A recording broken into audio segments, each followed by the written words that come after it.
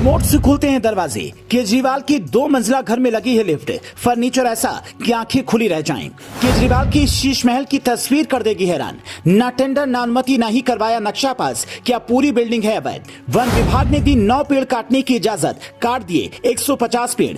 जिस बिल्डिंग के लिए ली गई थी इजाजत वहां तो केवल लॉन है।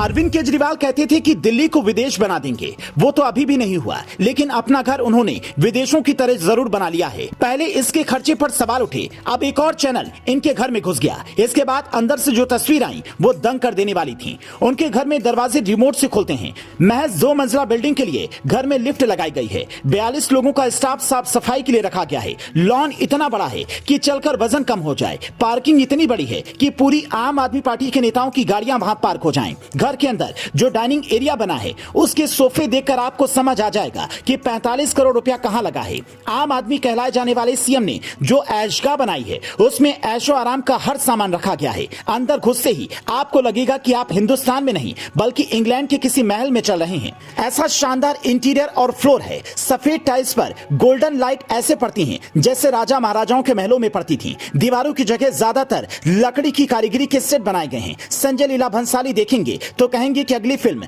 यहीं शूट कर देंगे। अरविंद केजरीवाल के इस घर को रिनोवेट करने में करीब 45 करोड़ रुपए का खर्चा बताया जा रहा है।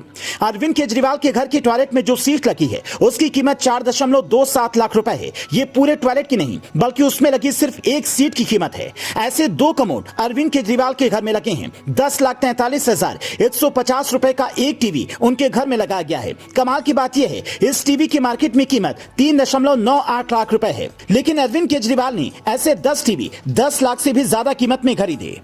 2.58 लाख रुपए में उनके घर में बिजली फिटिंग हुई और 1 करोड़ 10 लाख रुपए में उनका किचन बनकर तैयार हुआ।